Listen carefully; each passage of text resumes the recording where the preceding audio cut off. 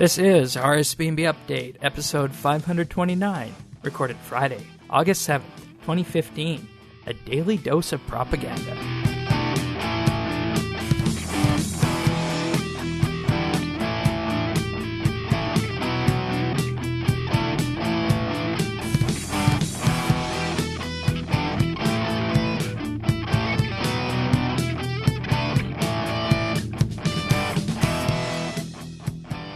Hello everybody, and thank you for joining us for RSBANB Update. As usual, or if it's your first time, welcome. Earth is back this week. Hello. You sound just like the planet we all know, remember, and enjoy every day when we set foot on you. Thank you. Good. So, all right. That's Lord Earth in-game, in case anyone's wondering. Damn right it is. So we got an update this week to construction. Is it the one that I've been waiting for? Unfortunately not. Damn. Unfortunately not, but it might hold some of us over just enough, to forget that we actually want a more meaningful construction update. Existent? Oh. Well, this week's construction update is one of customization for how your house looks. And I think everyone knows that how your house looks is ultimately what makes it your own, right? Uh-huh. So, previously we were limited to, just changing basic things in terms of how the house looked. So, for example, like the paneling on the outside, you could have the basic wood, the basic stone, the whitewash stone, the Fremenic wood, tropical wood, fancy stone, and then, of course, the dark stone after the Wise Old Man quest. So, we had all that before. I used the Falador fancy stone. How about you? I haven't been able to pick yet. Not sure which one. These existed all beforehand. Oh, the ones that are already there. Oh, sorry. I used the dark one. Okay. So, I mean, we had some customization, but let's be real. Not enough. Not enough customization to really call it a home. You would expect that you could maybe have some variation in the furniture. Okay, you can choose what goes where and how much opulence you put into it, but still, that's just, kind of scraping the edge, so to speak, if you know what I mean, right? Mm-hmm. So this week, we have customization that has been added for the ground texture, the dungeon, and the skybox. So let's start with the ground texture. Now, the default that everyone is going to have is the rough grass, which is what we've had since way back when this came out. And did they update the rough grass thing to look better? That's a good question, because I switched away from rough grass as soon as I could. Yeah. And the only time you wouldn't get rough grass previously is, of course, in the menagerie and in the formal gardens. Yeah. Nowadays, though, in the formal gardens, your texture of what kind of ground you're using does exist in the formal garden, but the menagerie still retains its own texture. So that might be worth something to you. But other choices for the ground are mown grass, desert, barren earth, and tundra. I mean, barren earth, just a dirt ground, nothing too special there. Desert, I assure you all that I am not barren. I am quite fertile, thank you. Really? Uh-huh, my seed is quite good and desirable. What has it caused to sprout as of late? Oh, I can't tell you that. Why not? I just can't. Oh, okay then. Sorry. And tundra is what we have way up north in the Arctic, which is, barren but rocky. Pretty sure that. No. Taiga's like the middle one, right? Huh? Do you not know what a taiga is? I do not. Taiga, also known as boreal forest or snow forest, is a biome characterized by coniferous forests consisting mostly of pines, spruces, and larches. Okay, that's northern Alberta. But I was Yes. referring to way up north in, Okay, Northwest yes. Territories and whatnot. But that would be tundra. So What about there's the choices right there. what about the Newfies? Well, they, obviously do have a bit of tundra there because that is up north in far eastern Canada. So, yeah. All right. There's a bit of a Canadian geographic lesson there for everyone, I guess. Though we could go much more into depth than that. But if anybody would like to know about that, I invite you to send in a question, which you'll hear how to do in just a little bit later on in the show. So, then of course, for the dungeon, you can choose rough stone, smooth stone, the desert mountain mine, tropical cave, or stone blocks. Stone blocks are the default.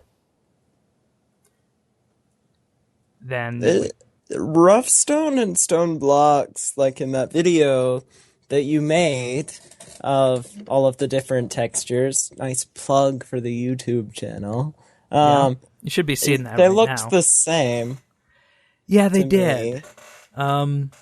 Okay, so that wasn't just me. Well, it might have been the video, but I think if you zoom in close enough, rough stone. If I have to zoom in to tell a difference, it's the same. It's a rock. It's a rock. It's a rock. Yeah, and whoever wants to argue about the characteristics of a rock might be a geologist, but I don't think it matters that much for the POH. All right. The texture is just more pronounced in rough stone, I think. Okay. Desert, that one look flat. It's a rock. Okay, let's forget underground. about the rocks. Like, yes, it's going to be it's gonna be flat. Yeah. And as I said, tropical cave, okay.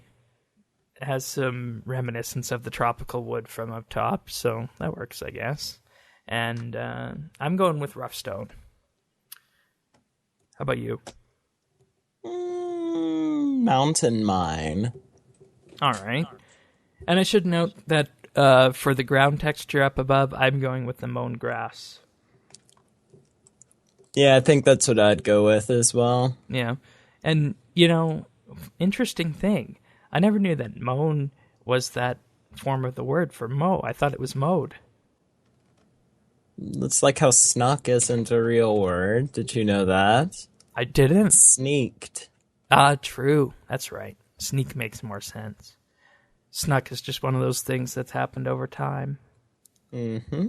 And probably what everyone is talking about the most is the lighting options. Day, dusk, and night.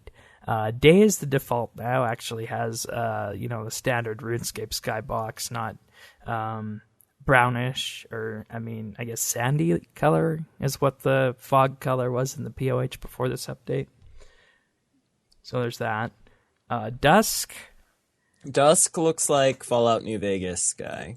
Yeah, and I said to you before we began here, dusk is either forced fire mode or not this again, or nuclear fallout mode.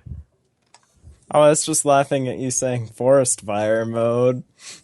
I said it right. Although, yeah, like you did, and I'm proud of you. Right on. Right on. Then there's right night. on, dude. Then there's night mode, which has a very nice picture of the moon, which is Zenaris for anyone who didn't know. So that's Zenaris. Oh, Zenaris, same thing. Oh, it sounded to me like you said in RS. I didn't realize you were attempting to say Zenaris. I said Zenaris. Let this not turn into a magical forest moment. You forced my hand. All right, and you can change all these options by talking to your estate agent, whichever one you might choose. And there is a cost associated with this, so I will have everyone know that for the good of this podcast, I spent around $200K toggling all the options on and off to go with my final setting of mown grass, rough stone, and daytime. So... and of course, if you guys are watching this, you can see it on the video. It's been running. And I guess for those of you guys who have the audio version, I will put up the video on the RSBandB YouTube channel of this as well. So if you do not see this in the show notes at update.rsbandb.com, you can send me a PM during the week reminding me to put the video up. All right, so... let's talk about the little bug that came with this, shall we? All right. As it so happens, if you're running dusk or night mode and you hop a world, that setting will persist outside of your POH. Nice. So, in effect, they've added night mode and dusk to RuneScape, and the developers actually said that after this happened, they're not going to fix this bug. They might actually even look into adding They're not going to fix it? No, they're actually going to add a general gameplay toggle. Cool. Now, I mean, there's always the potential for issues to crop up with different lighting effects and skyboxes, because remember, we got Draenor Village, which is nighttime, and then we got Falador, which is daytime. So when you model something for a game, RuneScape included, in general, when you're deciding what colors to use and what kind of effects to put on your model, you do take into account what kind of ambient light it will be a part of. So I don't know if this is going to come quickly or in the near future, but there might be some issues with the toggle, adding a toggle to this that, you know, might have some areas not look all that great based on how they were textured. So that is an issue that you might run into if you're running around the world in night mode. So just keep that in mind, because this is obviously not a design feature, so you could have things that are not usable or might not look right. But anyways, with that being said, you think this is the right way to go? Yeah, I think it's really cool. All right. People have been asking for that for years, right? Yeah, pretty much. Especially ever since the skyboxes came out for the first time, right? Exactly. And, I mean, you could say that this is, you know, a feature that's long gone by, but the reason Jagex actually hasn't put it out there is because there apparently were some real technical issues with having it automate, you know, twice a day to swap between the various skyboxes. So that's why they haven't done this, and they are looking towards a toggle option instead.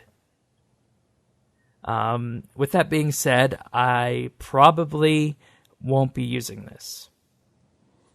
I think I'll try it out, see how it goes. Yeah. All right. I mean, apparently this week there was also an update to fix some bloom issues, which, I mean, that deals directly with lighting. So if they're going to be adding night mode, well, maybe they've just decided to do that instead. If you Google RuneScape night mode, the first couple results do come up with galleries about this, and I'm actually showing some of these right now on the screen. So if you guys are watching the video version of it, you can see that. Prifdinus looks really interesting in night mode, actually. Actually looks pretty good, if I must say so myself. Let's see, what other ones are here? RuneSpan? That looks good. Honestly, I think any... What does that look like normally? Which? RuneSpan? It's got like a pinkish hue depending on what floor you're on, and if you go lower, it becomes more blue. It's like it's super high up in the sky. Ooh, the vampire area looks pretty nice as well. Are you doing this with, which one? Because I can't see you, unfortunately. Ah, you linked me.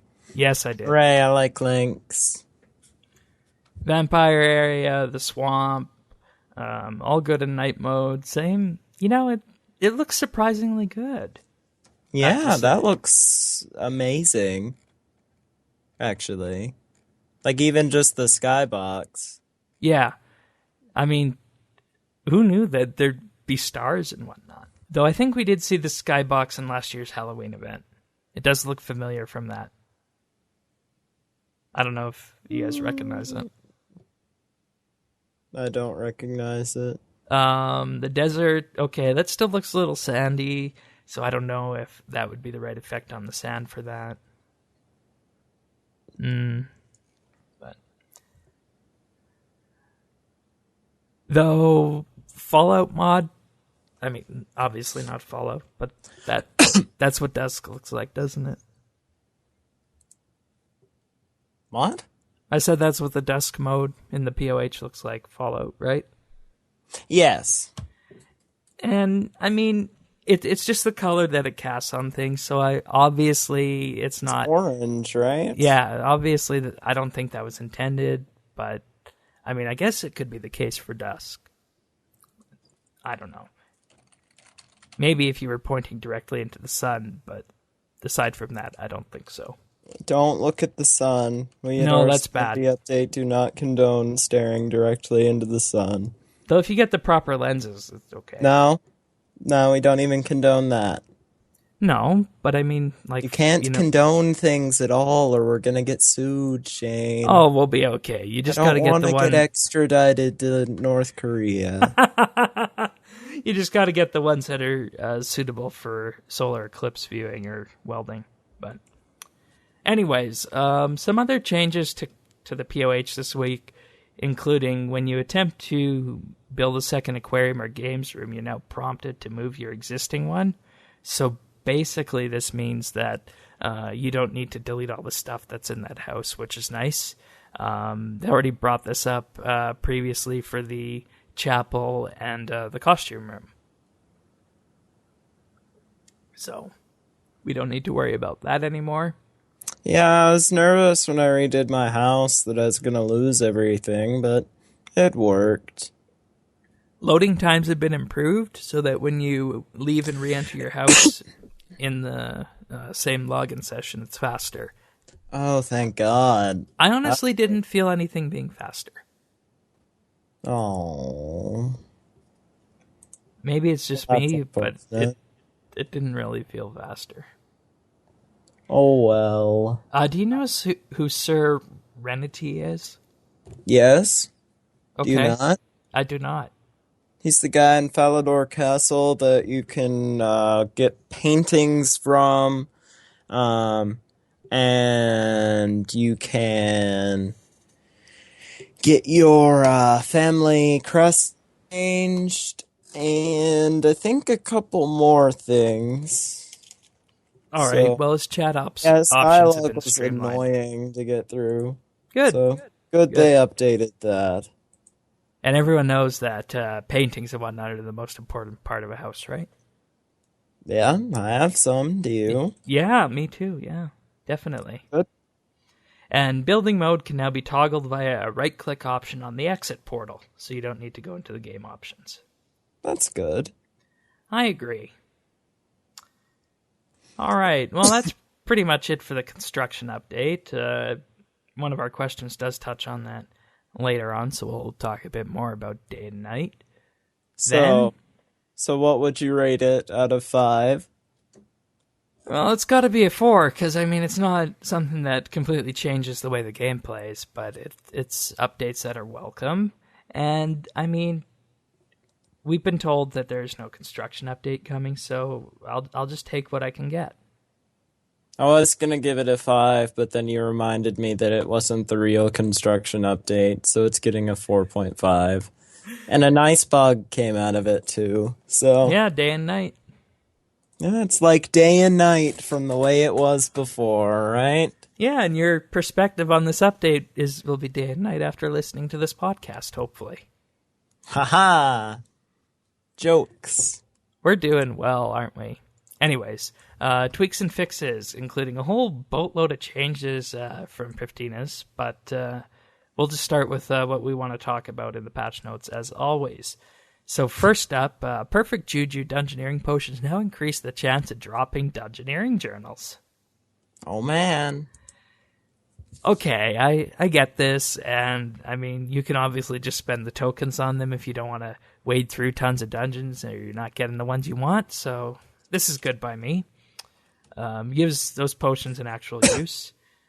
Velocity in the Hef and Agility course now uses shortcuts.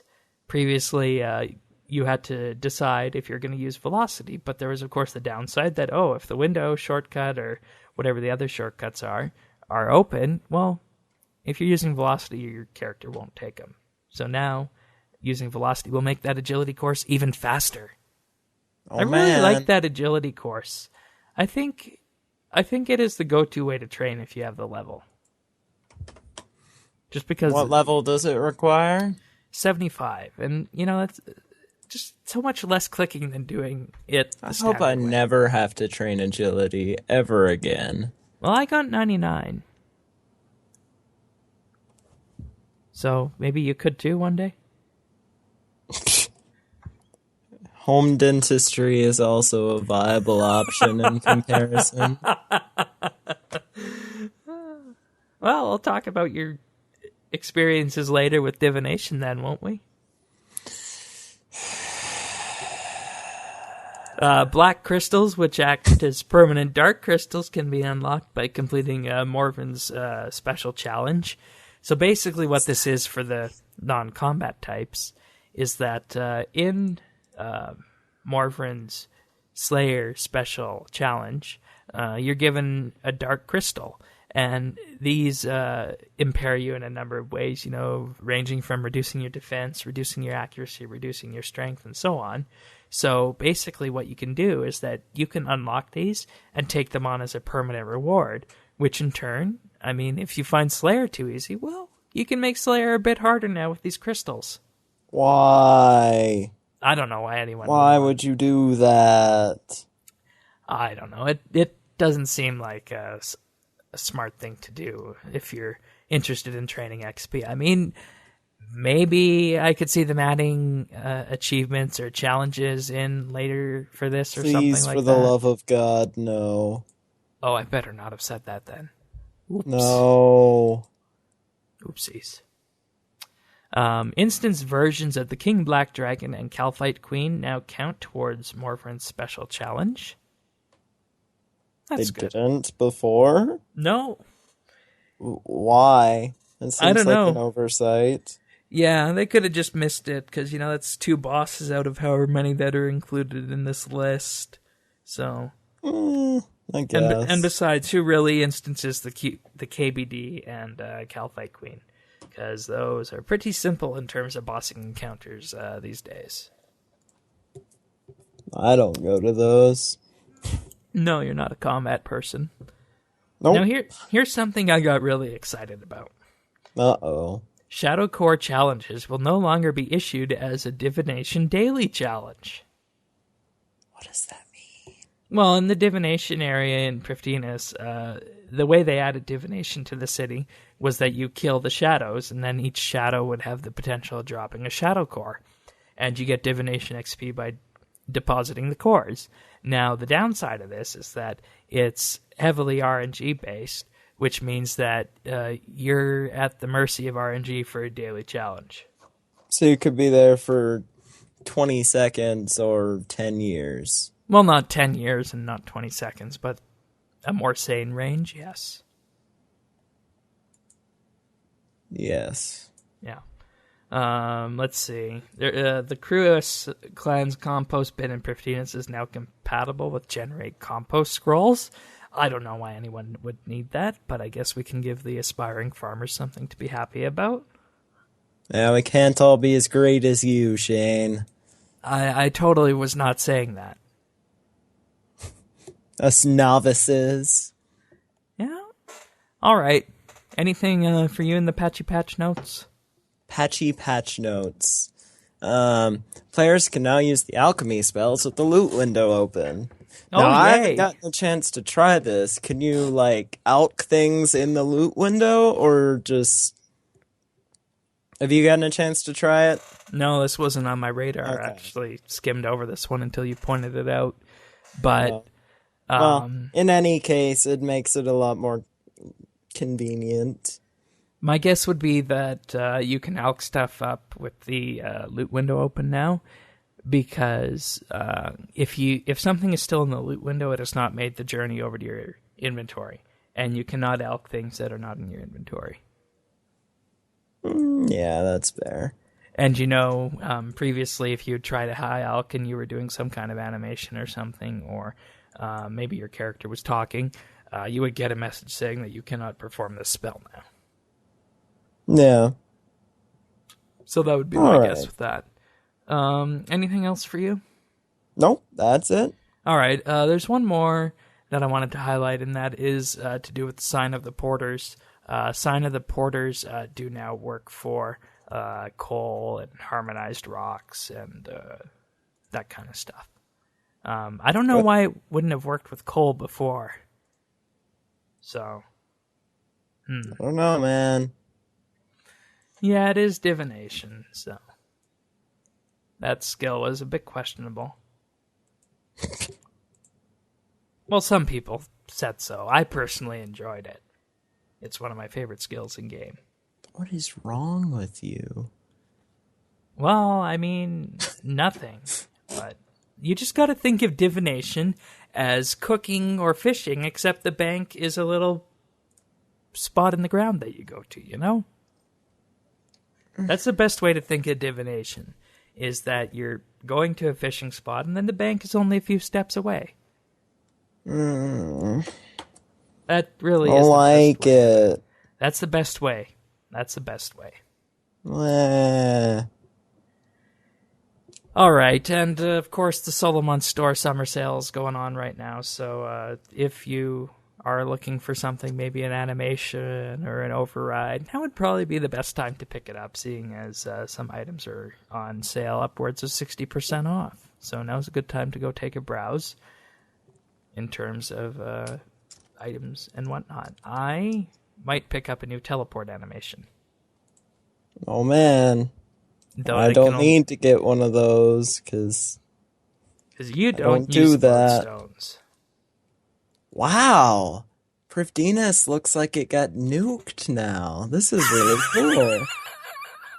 I like it. Oh, so you're playing around in dusk mode then? Yes, I am. Okay. Wow. Well, maybe we should throw some video in the Maybe B-roll. Privdinas did make me wish for a nuclear winter. That's a Fallout quote, isn't it? Yes. All right. Patrolling the Mojave almost makes you wish for a nuclear winter. 'Cause it's really hot. Right. Okay. And from this week's developer Q&A, we got an exclusive preview of the upcoming action bar update. So you can have up to 5 action bars now on the screen at a time. So that's 50 abilities you can have keyboard shortcuts assigned to. Can you believe that? What?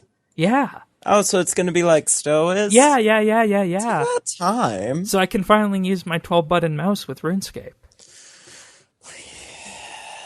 You could use it before. Yeah, but I only had 10. You have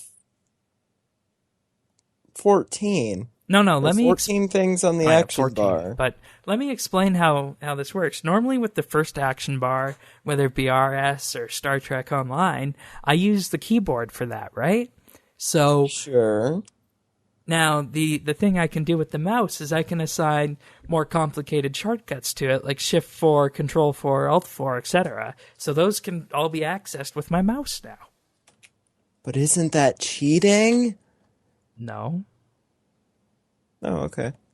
No. I mean, Obviously, you wouldn't design a game with action bars and say you can't use an advanced mouse with it. Now, that being said, if you did set up a macro with a keyboard or a mouse, then yes, that would be cheating. See, as RS doesn't allow macros. So do not do that if you have one of those Logitech or Razer keyboards or a mouse that can do something like that. Don't do that. That would be bad. Just don't do it. Yeah, and it's really nice, this preview video here. You can make them vertical, you can make them horizontal, you can make them, be 2 rows of, 2 rows of 7. So, yeah, very nice. Wow. I'm honestly really amazed by this update, in case you can't tell. I could tell. Yeah. I think this is going to be my favorite update of 2015 when it comes out. Good. Yeah. So it looks like if you travel to somewhere like Draenor, and then that already has like a different skybox, and then you go out of it, it sort of messes it up. So Define messes it up? Hold on. It's uploading. All right. There you go. All right, let's have a look at the screenshot that you've just provided us here. Okay. Oops. Yeah, seeing it doesn't really look like nuclear fallout. Yeah, it looks like it reverted back to daytime mode, didn't it? Unfortunately. Yeah. So, I mean, I guess if they bring out a toggle option for this, that's one thing that it would prevent from happening. Yeah. So, I mean, everything getting nuked would be pretty bad, but at least the sky would be pretty. Yeah, or it would look like a big forest fire. You said it right again. Yeah. And I you like have the 100 nuclear option, though. Oh boy. Here we go, the nuclear option. And you have 170 of some Slayer creature to kill, by the way. The hell? Yeah, see that 170 on your screen underneath the map? Oh, how do I turn it off? It's in the options. God, Gameplay options by the XP counter, and you can turn off the Slayer timer. Or Slayer counter, rather. Aha. Okay, it's gone. I made it better, You made everyone. No need to worry. All right, back on track. Also, from the developer Q&A this week, farming timers are on hold. Aww. It's okay. You don't need that update. We've got along this fine, with farming without farming timers. So I honestly don't think we need them. Man, it's like I'm playing Fallout, but I'm not. I really like this. This is great. The reason behind putting farming timers on hold is the team that we're going to do the farming timers got tasked with doing the invention skill.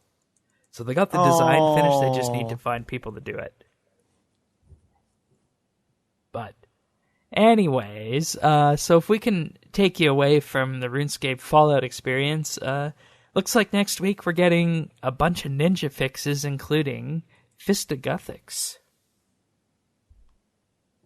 You think people will actually play Fistigathics now? Is that it still exists? Like, do people yeah, it go still there? Exists. Not anymore. That's why it's being spotlighted. All right, I mean, so what are they doing to it?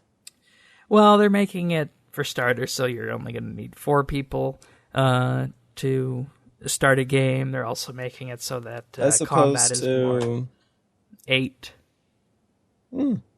All right. They're also making it so that it's more uniform, as in it doesn't only benefit low levels, which is what Fistigathics was initially geared towards. So it's going to have benefits for people of all combat levels. Also, we're looking at seeing coifs that... You remember the coifs being part of Fistigathics? Yes. Well, they're making it so that the coif crafting of the coifs can actually be done outside the arena, so you don't need to do that inside if you want to take a coif away.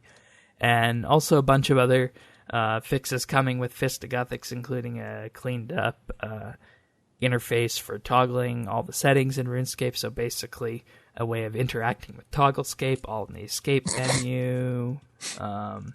Interacting with Togglescape. Well, yeah, that's essentially what it's kind of become, right? So I mean, you're not wrong. Yeah, so you'll be able to craft the coifs outside and just general quality of life stuff, though. I mean, I don't know if Fistagathics will actually become something that's played regularly, like other games like Castle Wars and Pest Control. But if it's moved into a mini game spotlight, then it actually might get played. So we'll have to wait and see how that all turns out. But that looks like what we're getting next week, which I guess is good because that means you get to spend Quest Week with us. Yay, Quest Week! Because I won't be here next week. You got another week to get 80 divination.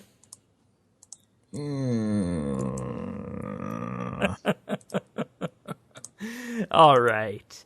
But anyways, so hopefully next week we'll also see action bars coming with that. That's going to be the thing that I'm going to be most excited about next week. So fingers crossed. All right, I think that's everything RuneScape related for this week. Anything else you'd like to mention before we move on to the questions? I got nothing.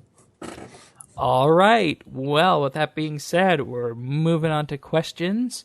First one would be an audio question. Oh, wait, I did forget something. I got to share this with you guys. From the end of the behind-the-scenes video, if you haven't seen it, but Mod Raven is at it again with some very creepy faces that he's able to make. Just have a look at that GIF. Very creepy. Yeah.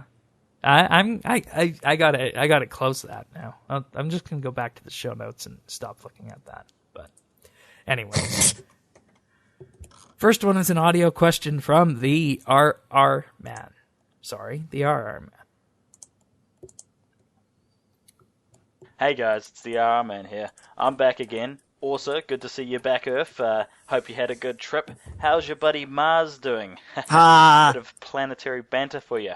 Alright, so these day and night cycles that they have in the houses now, supposedly, do you think it's a good idea to bring it to the real world? Or do you think they should put the weather system in the game? Or both? My opinion is they're going to have to do a shorter cycle, so maybe, 6-8 hours or so, and have, 2-hour blocks. So we got morning where the sunrise is coming up, and then middle of the day, sun's high in the air, then we got evening, and then a pitch black dark. Because me over here in New Zealand, it'd probably always be nighttime if it was going off the JX clock. Oh my gosh, breaking news. I'm sure you might have already mentioned this, and I'm sure you don't want to mention this because it's bloody old school, but sailing is confirmed? What? Oh my gosh. I still don't want to play that piece of crap, but that is insane. There's going to be some dungeoneering stuff in there, it looks like. It's going to be randomly generated seas. Oh, I hope you've already mentioned this, but does that make you want to play old school? Question mark. Alright guys, thanks for the show. And Shane, good luck opening that dimensional rift for that potential crossover. Wink. Peace out.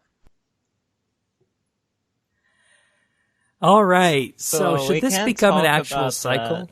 Or weather? Oh, okay. Yeah, we don't talk about our guests before they're booked. Okay.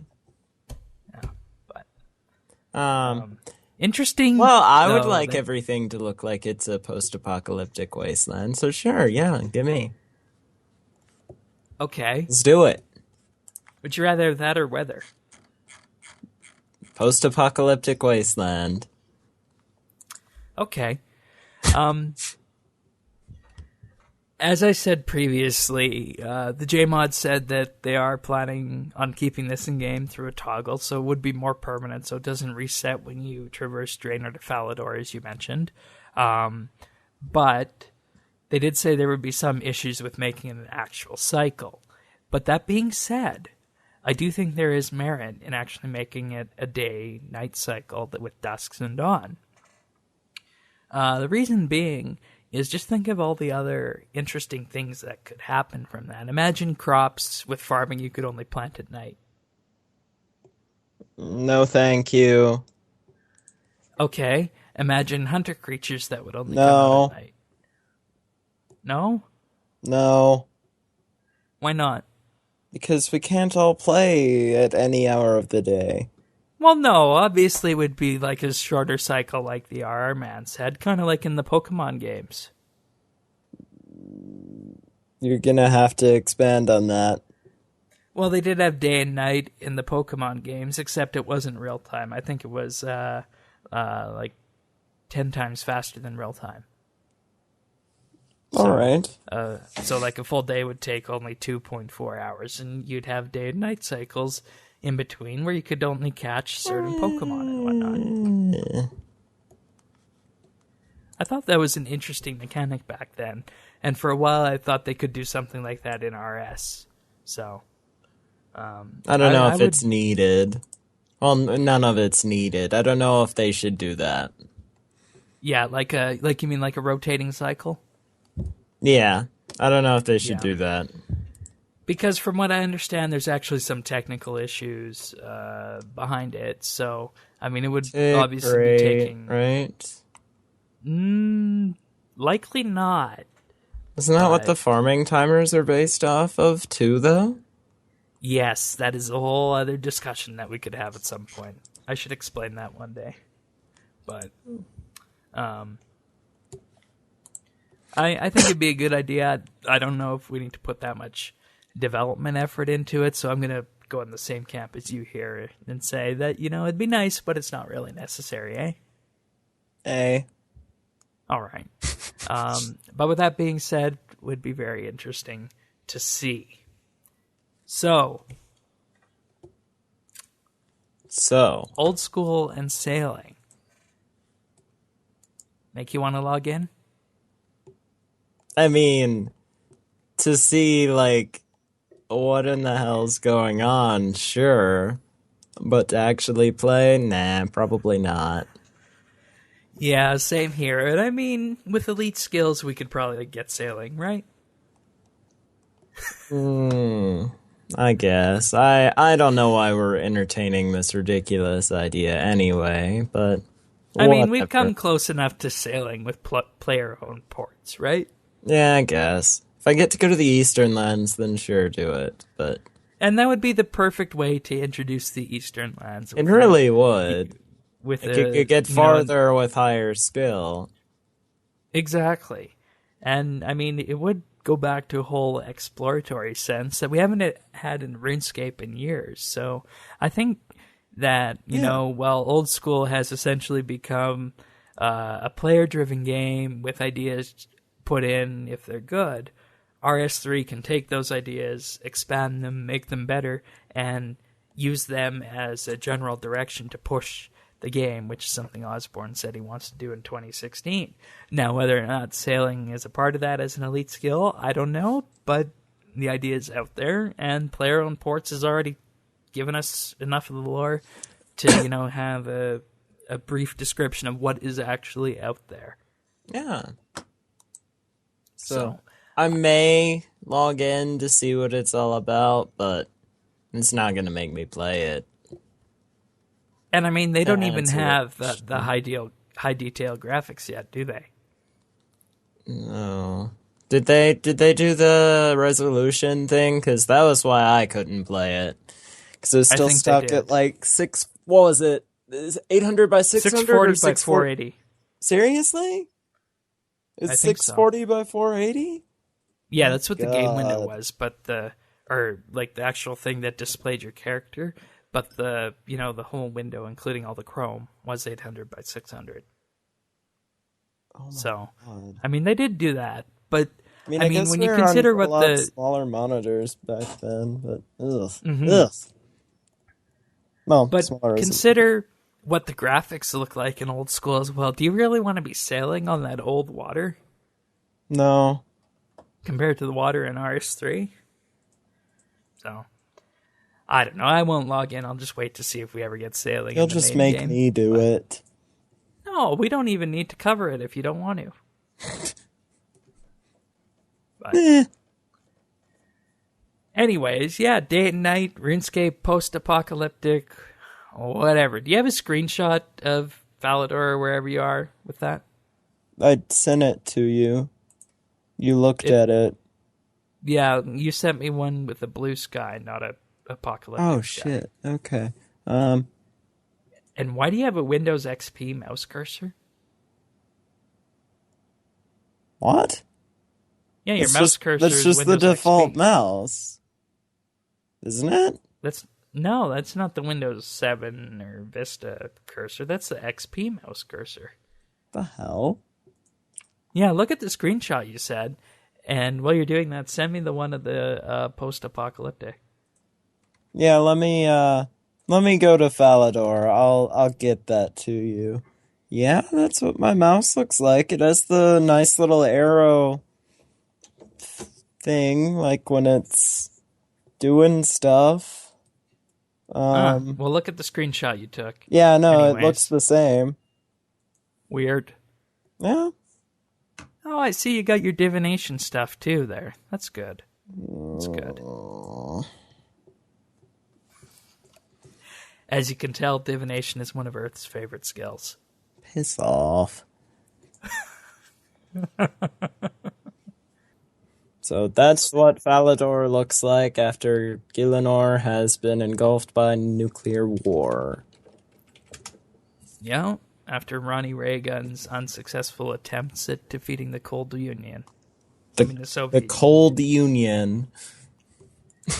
The Cold Union, Shane. Yeah, that was a bit of an oopsie moment. Sorry about that. I meant ending the Cold War and defeating the Soviet Union. All right, and we can talk about Ronnie Reagan later. Oh, good. Alrighty, next question would be from Thieves.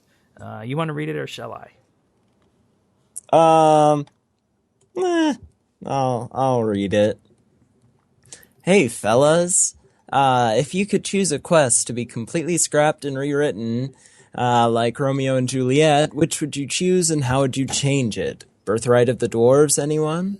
And second, whilst not being the biggest fan of the 6th Age storyline and the fact that Maud Osborne wants it finished, what would be the most satisfying conclusion for you? And that question is from Thieves. Definitely rewrite Birthright of the Dwarves. Yeah. I don't really think anything else needs to be said. Like, that was a mod John A quest, I believe, and it just didn't deliver as the way all his other quests did. So it would have been nice to see something better from that. But Birthright of the Dwarves. But as to not look like I am just copying your answer, Thieves, I actually do have my own answer for this one here. And I would actually say that a quest that could be, rewritten and totally rediscovered and, maybe used to provide some better, I guess, knowledge or early experience on the RuneScape world would be Cook's Assistant. I would actually have the new version of Cook's Assistant, if it was rewritten, take place on Ashdale, seeing as that's a new tutorial area. As it is, Ashdale right now isn't used aside from the tutorial and the quest that was there in the weekly boss fight. Yeah, there you go. Not used aside from that. So I would add this as something that a new player can do as their first quest. And I mean, we already have kind of a first quest with the Ashdale quest, but still, this is a more traditional quest that goes back to what RuneScape used to be. So if you could rewrite that, have it take place on Ashdale, use all the new aesthetics and environment effects, I think you'd have a pretty good quest. So I am for Cook's Assistant on Ashdale. You gonna go with Birthright of the Dwarves or come up with something else? Okay. Because God knows I don't want to do anything like Broken Home ever again. So how about one small favor? Sure. Oh, okay. Fair enough then. And for number 2, 6th Age conclusions. This is a question that I could have a lot of fun with. But do you want to go first? I don't know. I want to see what they do with it.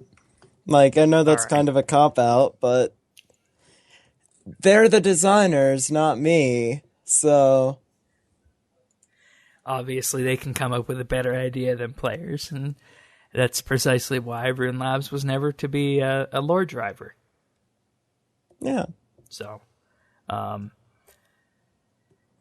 me just throw this idea out there. It's really high in the sky. I honestly don't think anything like this would ever happen, but it could. And, I mean, it would certainly solve a lot of the issues that the Sixth Age has brought up, and it would, in a way, bring peace.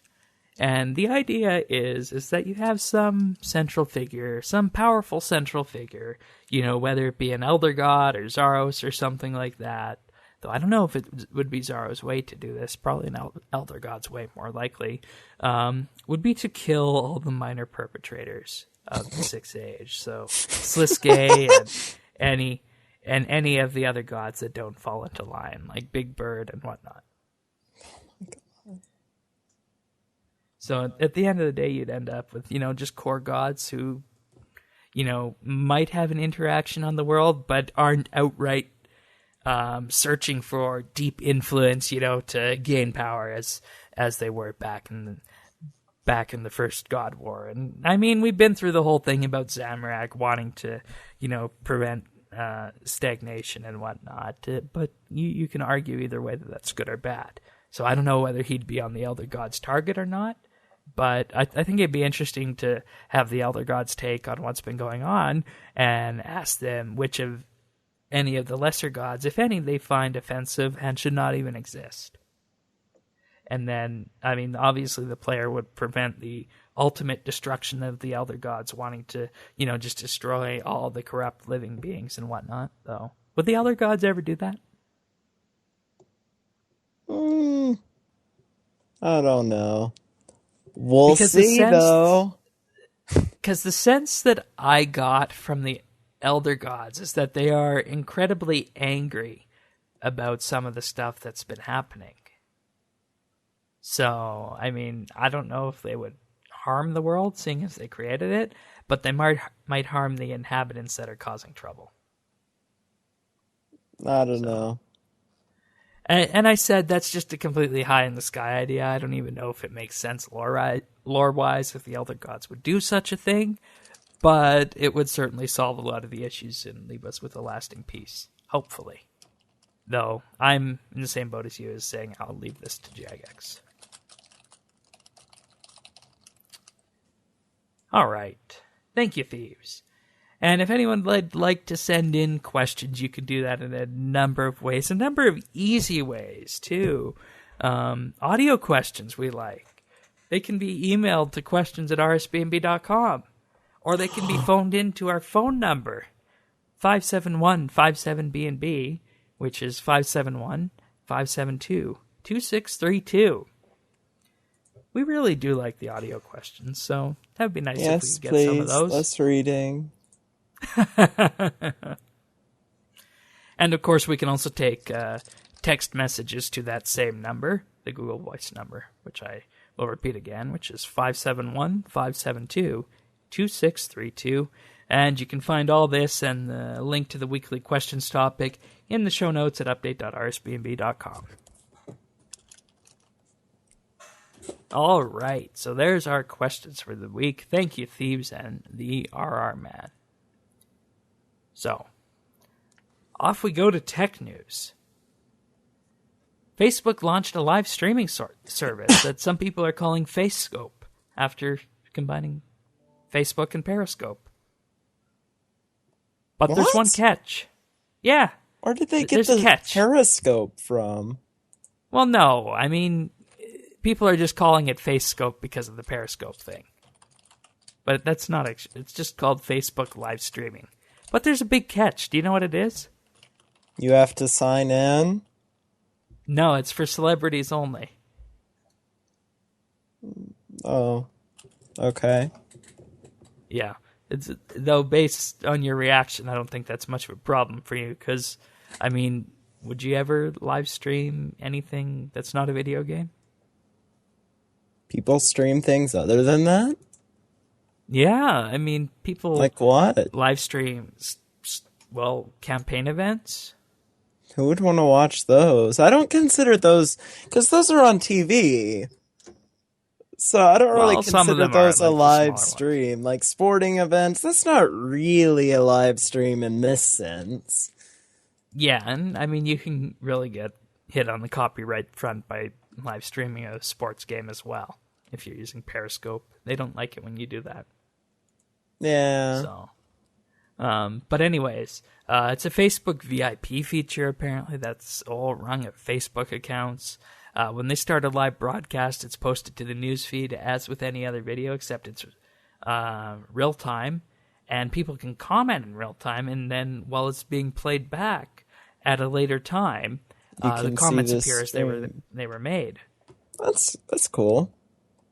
Yeah, and I mean, that's something that's kind of been missing from the whole live streaming thing, I think, is with Twitch especially. Though, I get where you're going with the sigh, because No, I the whole disagree. idea... Hold on. Okay. I thought you were going to say that having comments... Your favorite in a live stream... website, there's something for that. Oh? Yeah, I linked you.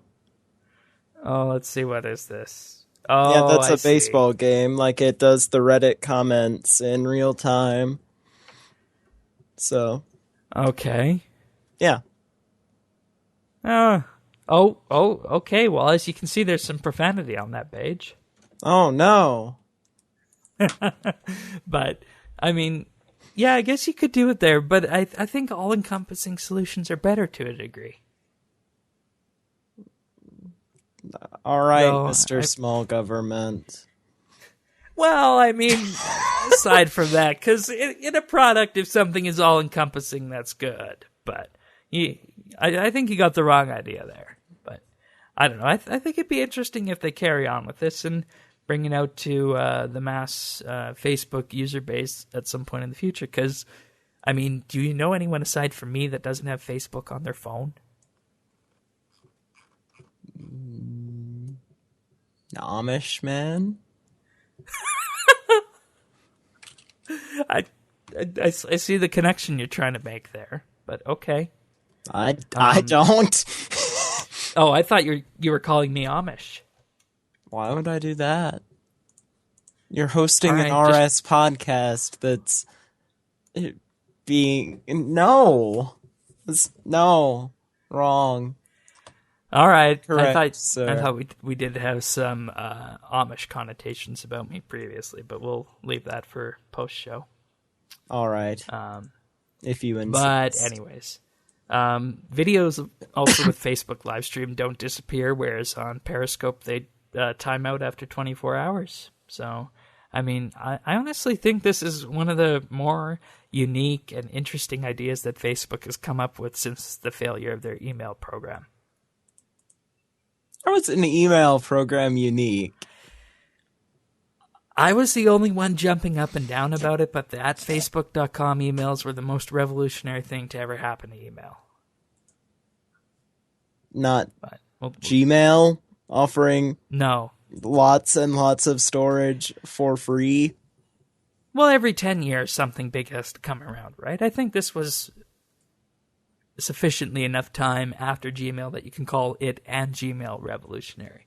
But we're getting off track here. If anyone wants to know about that Facebook.com stuff, you can ask a question or ask me later or something like that.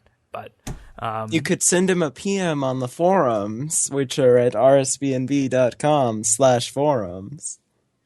Nice work. It's a nice plug. Come on, Shane. Anyways, so if you guys watch any of these Facebook live streams, let us know what you think. I'd be interested to know if you guys think it's as interesting of an update as I do. Though probably not.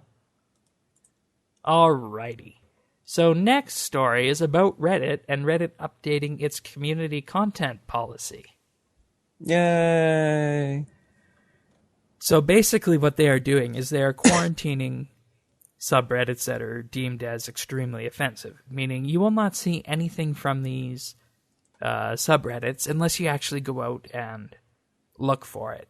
And secondly, if there's even stuff that is worse and does not warrant a quarantine, they are outright banning and deleting that content, which... Didn't they do that before with some really bad ones?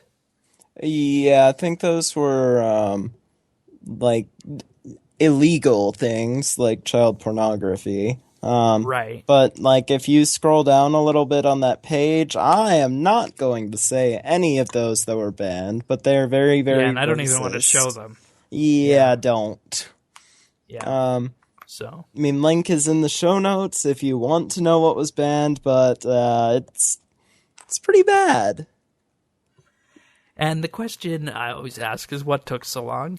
And I'm not going to, go into the why or how of that, but I'm just going to say that I'm very happy that they've finally decided to do that. And it, to me, at least makes Reddit a little bit more appealing, let's say.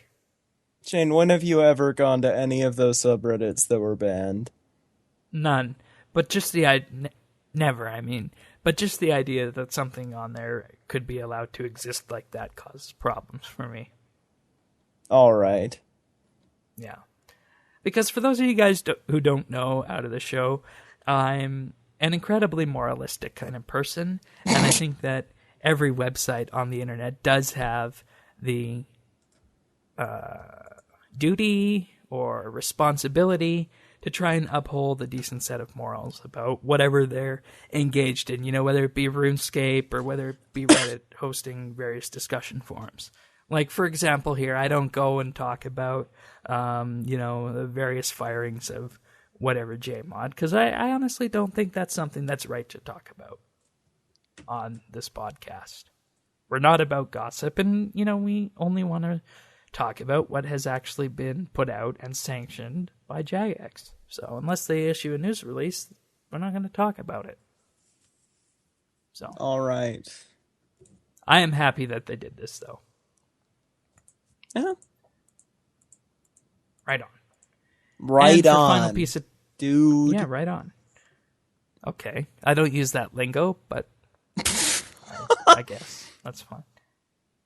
What? Their problem with that I don't use that lingo. Well, you said right on, dude. I only used half of it. 25%. No, 33. 66%. Math. Math is hard. Let's go. Yep. Speaking of math. Verizon is no longer going to be subsidizing new phones for new customers. Though if you are an existing Verizon customer, you can potentially still get a subsidized phone. Wait, so you're going to have to pay like $700 for a phone now? Uh-huh. Oh, they're boned. Yeah, I mean, AT&T is still doing this, and even offering Why would they do the that? tier contracts as an option. I don't know. I mean, when you got your Windows phone, that was subsidized, I assume, right? Uh-huh. Yeah. And otherwise, it's like you're spending $800 on a mini pocket computer that's going to last you for, 3 years? Maybe 2? Yeah, I mean, this one, I'm planning on keeping it for a while, but it was $200 to upgrade. So, which isn't very bad.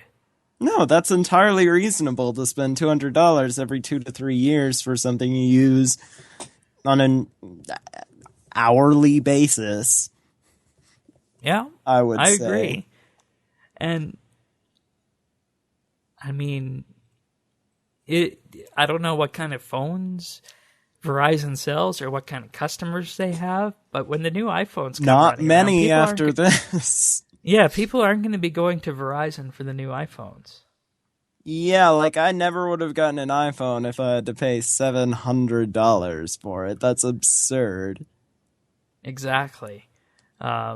I mean, for example here, Verizon also is doing a new kind of rate plan, small, medium, and large. Which is amusing because the small plan which costs $30 a month, gives you 1 gigabyte. Currently, since I got grandfathered in, I have unlimited data, which I pay $30 a month for. So, Yeah, that was back in the olden days. customers who go over their monthly limit will pay a rather hefty $15 per gigabyte for more data. That's hilarious. Yeah. All right, how long do you give them? Well, here's the thing. I mean, the question is, will the others, AT&T, and who's the third big one in the U.S.? T-Mobile, but they did that a while ago. Oh, okay. So the question is then, will AT&T still offers the option to buy a subsidized phone with a 2-year contract.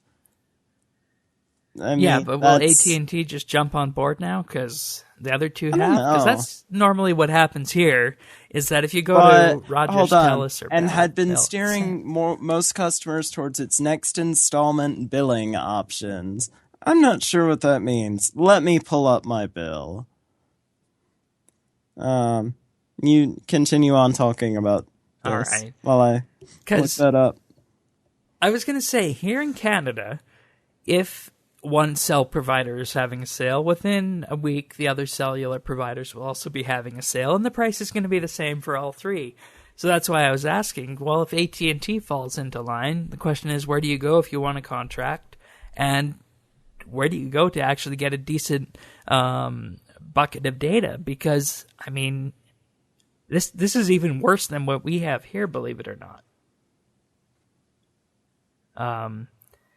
Here, you pay $60 and you get 2 gigs of data shared, but you can also add phones onto that and share them between or share the data between all the phones. So I think this is even worse plan than you see in countries like Canada here. How much do you pay if you're willing to share this data for one of your phones? Well, if you bring your own phone, it's... No, like monthly. Monthly rate. Well, it's a base of $60 for 2 gigs of data, right? Mm-hmm. Then for each smartphone that you add on, you add another $60. Oh, so your family goes with like a family one? Yes. Oh, okay. So like how much does that end up being? I think it's like $180 a month. Wow. Yeah, it's pretty bad. So I think I'm still paying, or my family is still paying more, because right now I have National 450 with rollover, which is $40 a month, and then I have unlimited text, which is $20, and then unlimited data for $30. So I pay $90. Yeah. And that's one person. Yes. Okay, and then if everyone else had something similar, you'd multiply that. So that's kind of steep. I think my mom has the same one. But so they pay $20 a month. So to get I don't know. It's the having to pay for the whole phone though that gets me. Yeah, I definitely agree with that, especially when you look at, the base prices of the iPhones and whatnot, specifically the 6, because last year the 6 was introduced at a higher price than the existing 5 or 5S rather, and the 5S stayed And what at the same price is that? I don't know the American price. I think it's something like $8.99 Canadian for the 6 and $7.99 for the 5S. 16 gig models, of course. So, I mean, it is expensive, and we just do not have the competition to, foster decent consumer-based plans. But at the end of the day, you have this Google Fi service that's also mentioned in the article here, and we talked about before on Tech News, $20 a month for unlimited calling and texting, and data is $10 a gigabyte. So the question is, $850 for an iPhone 6 Plus. There's $750 for iPhone 6 Plus, lowest model. Off contract. Okay. Like Here, it might be a little cheaper in the long run, but it's that upfront investment that's... Yeah. No. I mean, it is cheaper in the long run here to buy your devices outright. But, I mean, your average person isn't just going to have $700 to throw down, right? Yeah. It's easier to spend like $20 more a month than it is to make a big purchase like that. But I think we beat this to death. Really. Yeah, $839 for an iPhone 6 off contract and $969 for an iPhone 6 Plus. Yeah, but how much data do you use monthly? I'll get that graph up. Because $20 a month and then $10 per gigabyte. So that would only be, I mean, if you do 3 a month, that's only $50 a month. I mean, it definitely varies month to month depending on what I'm doing. It's gone down, I'm sure, since I got real internet here at home instead of DSL, but I remember it's been up to like 8 or 10 before. Oh, okay, so you're good with what you I have used it, yes, and I mean, it's still, I'm pretty sure it's cheaper than the other data plans. And it would be, because, I mean, you are getting LTE, unlimited LTE, really. Correct. So, anyways. Yeah, 3 gigs is $30, so... I definitely should all move to more like, than that value. We should all move to like Korea or the Netherlands or something and get good mobile data.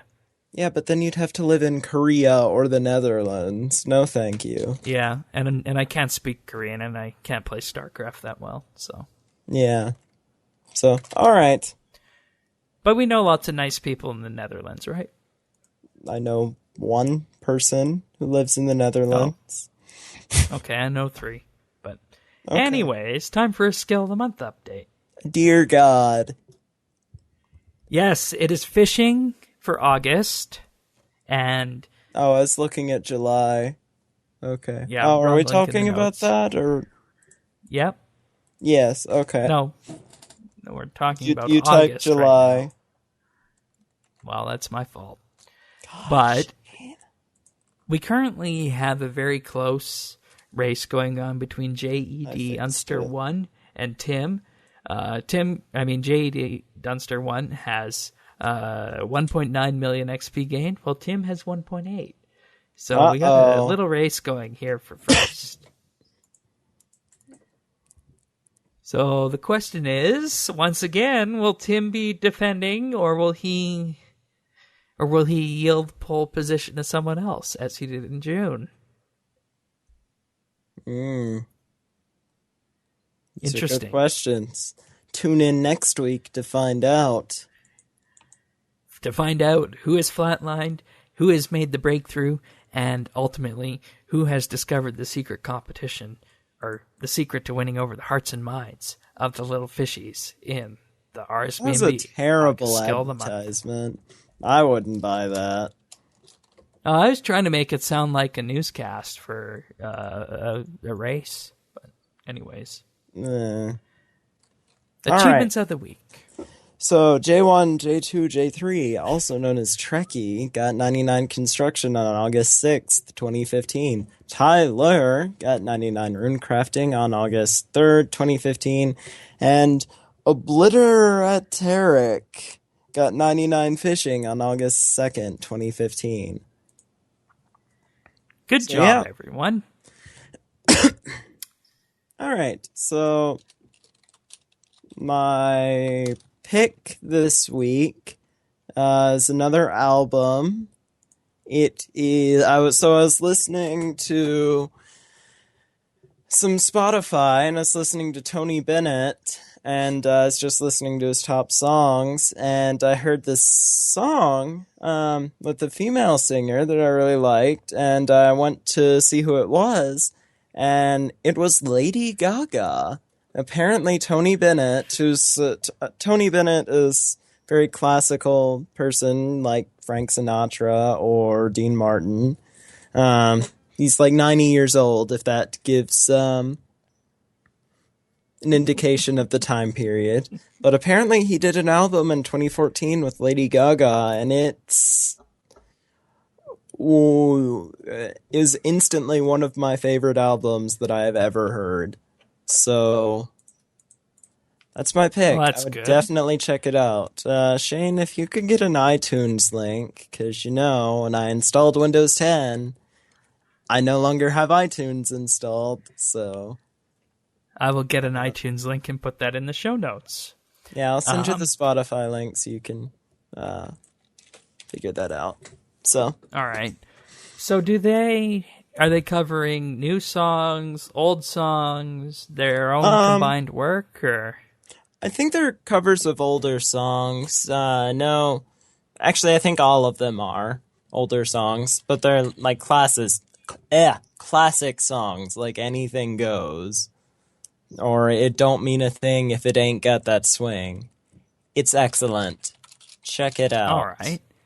I had no idea Lady Gaga could be involved in something like that. I had no idea she was that talented. Not that she was that talented. Like she could sing like this. Like she sounded right in... She did not sound out of place at all, like right there with Ella Fitzgerald or excuse me, Ella Fitzgerald, or who else is from that time period?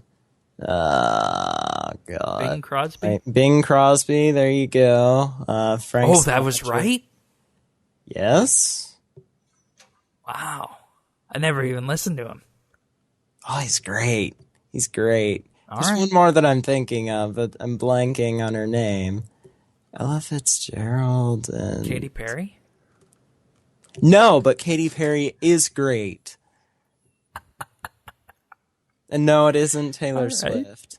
Although I also love Taylor Swift. Billie Holiday. That's who I'm thinking of.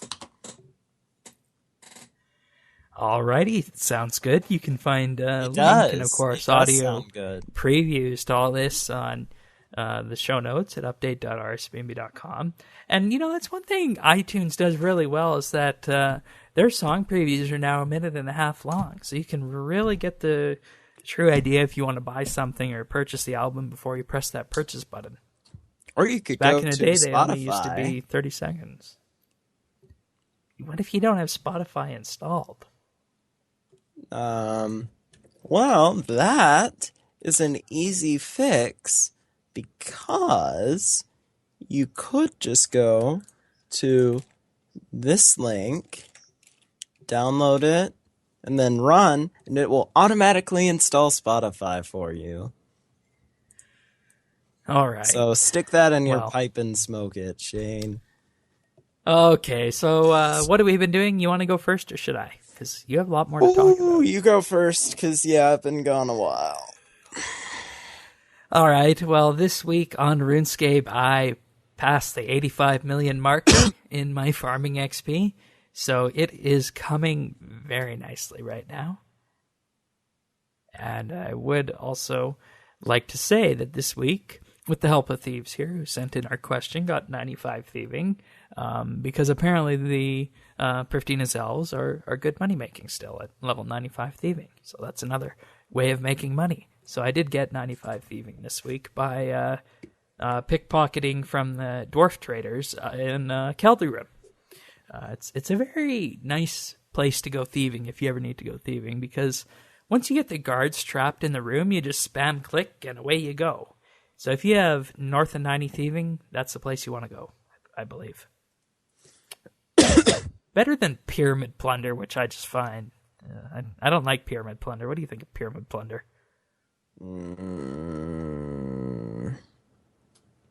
No? I thought that was a very clear answer. All right. Well, in addition to that, this week I did finally get around to updating our equipment calculator on RSBandB to have all of the new combat abilities from raids and the Tuska event.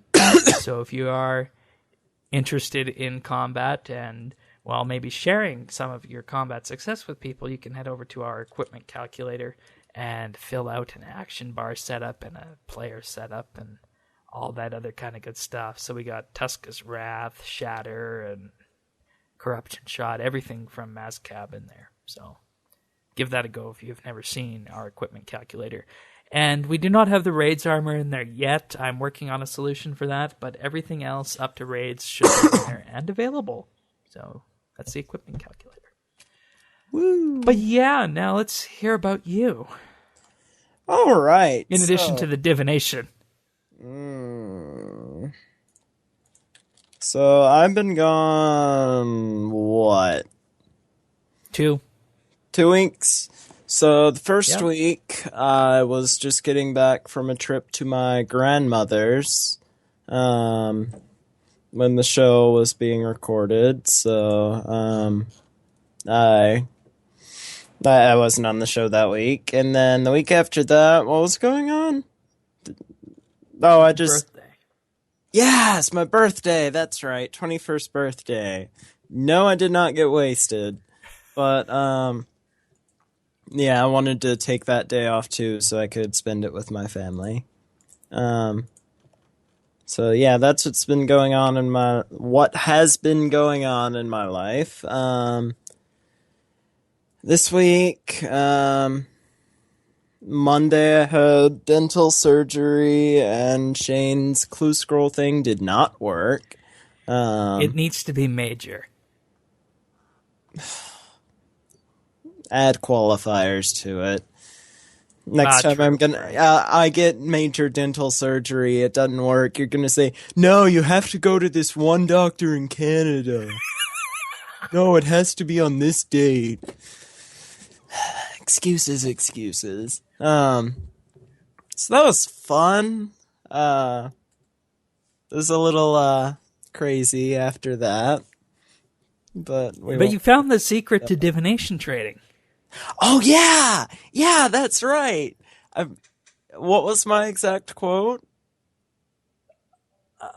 I don't recall, but it was something like, I figured out how you need to train divination. Get really high. Right? Because I was put on some anti-anxiety things beforehand, because I really don't like needles. And this was my first time getting this kind of surgery, so that was fun. So, like, afterwards, did you, like, talk to me on voice at all that day? No. Yeah, just text. I was talking to some of my friends, and they found it hilarious, so I must have been, like, pretty out of it. And Shane... You were, because 8 hours after you said your screen was moving side to side. Oh my god, really? Yep. Okay. But I logged into RS 4 hours before that reason. is when you were doing your divination training. Yeah, so I logged into RS for some reason, and I just went to the Elder Halls to do divination, and like I was able to do it without wanting to die. And I just told Shane, alright, to train divination, you just need to get really high. So, I do not condone any of that unless you are about to have dental surgery and this is something that was prescribed by your doctor. But just my experience. Let's see, what else have I done this week? So I went into work on Tuesday and then I took Wednesday and Thursday off. Wednesday and Thursday, I worked on a mod for Fallout New Vegas. And this was to commemorate the first presidential debate. And this mod is a companion called Ronnie Raygun, Commie Neutralizer. Send me the link so I can show it on the Yeah. screen.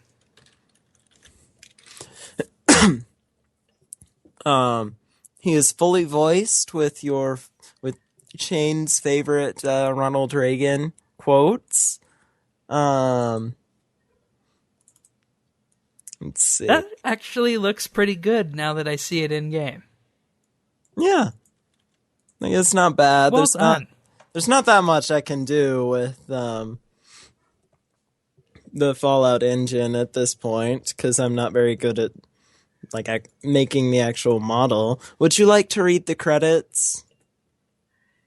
Yeah, I would. Credits. Ronald Reagan, Nancy Reagan, George H.W. Bush, Jesus, the Republican Party of the United States of America, the United States of America, the National Rifle Association, the Film Actors Guild, capitalism, supply-side economics, trickle-down economics, voodoo economics, and small government.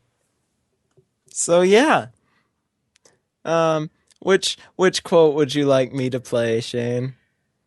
The one about liberty and contraction. As government expands, liberty contracts. That one? Yeah, that's excellent. There you go, everyone. That's There's your daily one. message of propaganda from RSBANB update. Right on. I completely condone that. All right. So, yeah, that's all I've been doing. Exciting. All right. Yeah, very Would much you like so. a link in the show notes? Yeah, we will put a link in the show notes to that mod in case anyone plays that. There's lots of other good sounds in there. So if you, I guess, need a Fallout companion, you can check that out. Right on. Well done. Right so on, I believe dude. that's it. That's it for this week's RSBNB update. So anything else you'd like to say to the dear listeners before we go? Just that I won't be here next week because I'm moving back into university. So that is right. We are working on getting a special guest on the show, right? That is correct. Just waiting So final stay tuned confirmation for that. about updates, but it'll be a good one. Yeah. So, all right. Well, thank you for listening, everyone, and sharing your time with us. We'll see y'all next week. I am Shane12088 with the very divine Lord Earth. thank you. Bye, everyone.